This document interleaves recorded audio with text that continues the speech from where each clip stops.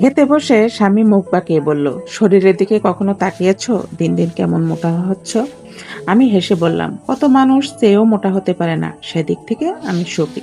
সে হাসতে হাসতেই বলল, এখন থেকে সকালে আর রাতে রুটি খাবে, দুপুরে অল্প ভাত, না হলে কিন্তু একদিন দরজা আটকে যাবে। সায়নের কথাগুলো হয়তো মজার ছলে বলা ছিল, কিন্তু আমার বুকের ভেতরটা হঠাৎ করেই ভারী হয়ে গেল। কষ্টটা মুখে প্রকাশ করলাম না, বরং তার সঙ্গে আমিও হেসে কথা বললাম। শুধু সায়ন নয়, আশেপাশের মানুষও যেন আমার শরীর নিয়ে মন্তব্য করার সুযোগ খোঁজে। পাশের বাসা ভাবি চাচিরা প্রায় বলে, বুড়িটা কি বানিয়েছেন, এক মন তো হবে, হা হা হা।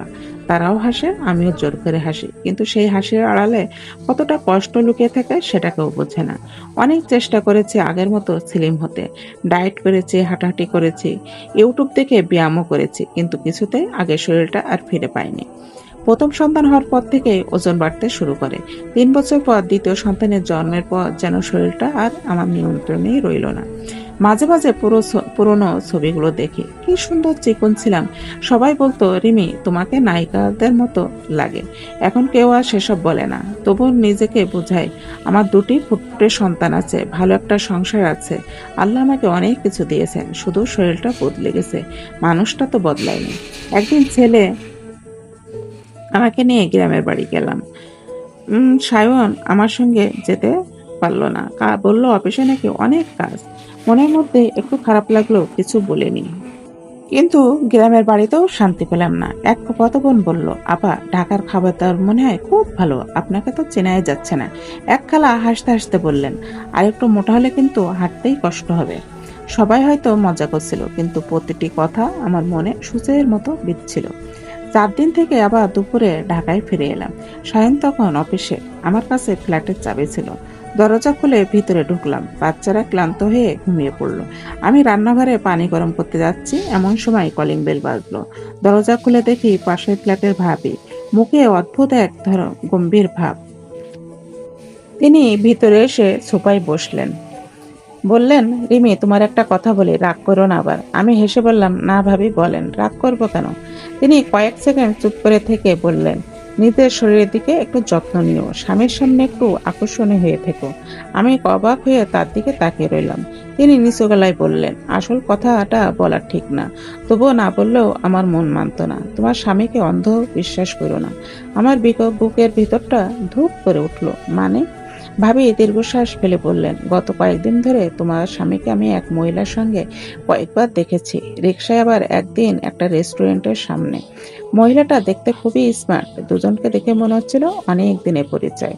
আমার হাত থেকে পানির গ্লাসটা প্রায় পড়ে যাচ্ছিল, মাথার ভিতর যেন ঝড় বয়ে যাচ্ছে। এ কারণেই কি সায়ন আমাদের সঙ্গে গ্রামে যায়নি, নাকি ভাবি ভুল দেখেছেন? আমি নিজেকে শান্ত করার চেষ্টা করলাম, হয়তো অফিসের সহকর্মী, হয়তো কোনো জরুরি কাজ। কিন্তু পরের মুহূর্তে মনে পড়ল, গত কয়েক মাস ধরে সায়ন প্রায় রাত করেই বাসায় ফিরছে। ফোনে কথা বলার সময় আমাকে দেখলেই অন্য ঘরে চলে যায়, আগের মতো আর ফোনটাও আমার হাতে দেয় না। এসব কি শুধু কাকতালীয়, নাকি আমি এতদিন কিছু বুঝতে পারিনি? ভাবি চলে যাওয়ার পরও আমি দরজার চৌকাঠে প্রায় স্তব্ধ হয়ে দাঁড়িয়ে রইলাম। মাথার ভিতর এক ধরনের তীব্র শূন্যতা ঝিঝি পোকার শব্দের মতো বাজতে লাগলো। চোখের সামনে ভেসে উঠছে সায়নের মিষ্টি হাসি মাখা মুখটা। এই লোকটাই কি তবে আমাকে আড়ালে অন্য কারোর কাছে বিক্রি করে দিচ্ছে আমার অজান্তেই, নাকি একজন নারীর বাহ্যিক সৌন্দর্যটাই তার কাছে সব হয়ে উঠলো, যার সামনে 8 বছরের বিশ্বাস, ভালোবাসা, দুটো সন্তানের জন্মদাত্রীর কোনো মূল্যই রইল না? রান্নাঘর থেকে পানি ফোটার শব্দ আসছে, কিন্তু আমার পা দুটো যেন মেঝেতেই আটকে গেছে। না, আমি অহেতুক সন্দেহ করে নিজের সংসারটা জ্বালিয়ে ছাই করব না, কিন্তু সত্যটা আমাকে জানতেই হবে। কৌতূহল আর ভয়ের এক তীব্র ছোট আমার পুরো শরীর বরফ করে দিল। ড্রয়িং রুম থেকে ধীর পায়ে আমাদের শোয়ার ঘরে গেলাম। ঘরটা থমথমে হয়ে আছে, 2 বাচ্চা অন্য ঘরে অঘরে ঘুমাচ্ছে। তারা জানেই না তাদের মায়ের পায়ের তলার মাটি কিভাবে সরে যাচ্ছে। সায়নের স্টাডি টেবিলটার দিকে তাকালাম। ড্রেসিং টেবিলের আয়নায় চোখ পড়তে নিজের প্রতিবিম্ব থেকে একটা দীর্ঘশ্বাস বের হয়ে এলো। মেদ জমে যাওয়া এই শরীরটার জন্যই কি আজ আমি অবহেলিত? আজকের গল্পটা কেমন লাগলো অবশ্যই কমেন্টে জানাবেন। এরকম গল্প কিন্তু আমাদের প্রতিনিয়ত সবার জীবনে প্রতিনিয়ত ঘটে থাকে। আজকের মতো আল্লাহ হাফেজ। ড্রেসিং টেবিলের আয়নায় নিজের দিকে কিছুক্ষণ স্তব্ধ হয়ে তাকিয়ে রইলাম। গালের হালকা মিস্তার দাগ, পেটের আলগা হয়ে যাওয়া চামড়া আর চোখের নিচের কালচে ছাপ। এটাই কি তবে আমার অপরাধ? মাতৃত্বের চিহ্নগুলো কি কোনো পুরুষের কাছে এতটাই মূল্যহীন? নিজেকে সামলে সায়নের ড্রয়ারগুলো খুঁজতে শুরু করলাম, কিন্তু সেখানে সন্দেহজনক কিছু পাওয়া গেল না। সব গোছানো, একদম সাধারণ। তবে কি ভাবে ভুল দেখেছেন? মনের মধ্যে এক বিন্দু আশার আলো জ্বলে উঠল। হয়তো সত্যিই অফিসের কোনো কাজে রিকশায় উঠতে হয়েছিল। সন্ধ্যায় বাসায় সায়ন আসলো, হাতে এক ব্যাগ মিষ্টি আর বাচ্চাদের জন্য খেলনা। মুখটাতে চিরচেনা সেই মায়াবী হাসি। কি ব্যাপার রিমি, গ্রামের 4 দিন থেকে এসে তো মনে হচ্ছে আরও শুকিয়ে গেছে, হেসে বলল সায়ন। আগে হলে হয়তো এই ঠাট্টায় আমিও হেসে উঠতাম, কিন্তু আজ সায়নের হাসিটা দেখে আমার বুকের ভিতর কষ্ট দ্বিগুণ হয়ে উঠল। আমি শান্ত গলায় বললাম, হাতে মুখে পানি দিয়ে এসো, চা দিচ্ছি। রাতে বাচ্চারা ঘুমিয়ে পড়ার পর সায়ন ব্যালকনিতে দাঁড়িয়ে কার সাথে যেন ফোনে কথা বলছিল। আমি পা টিপে টিপে দরজার আড়ালে গিয়ে দাঁড়ালাম। হ্যাঁ নীরা, আমি বাসায় পৌঁছেছি। না না না, ও কিছু সন্দেহ করেনি। আর প্লিজ, কালকের মিটিংয়ের পর আমরা সেই ক্যাফেতেই বসবো। তুমি কাল ওই নীল শাড়িটা পরে এসো প্লিজ, তোমাকে খুব মানায়। কথাগুলো শুনে আমার পায়ের তলা থেকে যেন শহরটা দুলতে লাগলো। নীরা সায়নের অফিসের নতুন জয়েন করা কলিগ। কয়েকদিন আগে সায়নের মুখেই নীরার কথা শুনেছিলাম। 29-30 বছরের এক ডিভোর্সি নারী। শুনেছিলাম এর আগে তার 2টি বিয়ে হয়েছিল, কিন্তু কোনো সংসারে টেকাতে পারেনি। সংসারে দায়িত্ব বা মায়া মমতায় তার কোনো আগ্রহ নেই। তার সারাদিনের ব্যস্ততা শুধু নিজেকে সাজিয়ে গুছিয়ে রাখা, বিউটি পার্লার আর নিজের রূপের চর্চা নিয়ে।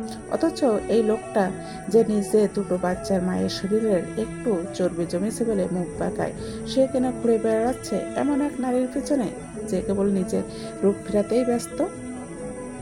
পরদিন সকালে সায়ন অফিসে যাওয়ার সময় আয়নার সামনে দাঁড়িয়ে অনেকক্ষণ চুল ঠিক করলো, সুগন্ধি মাখলো। আমি চুপচাপ তার চা এগিয়ে দিয়ে বললাম, সায়ন, আজকে বিকেলে কি একটু সময় হবে? দুজনে মিলে বাইরে থেকে ঘুরে আসতাম, অনেকদিন কোথাও যাওয়া হয় না। সায়ন চায়ে এক চুমুক দিয়ে ঘড়ির দিকে তাকিয়ে বিরক্ত মুখে বলল, আরে রিমি, দেখছই তো কাজের চাপ, এখন আবার ঘোরার শখ জাগলো।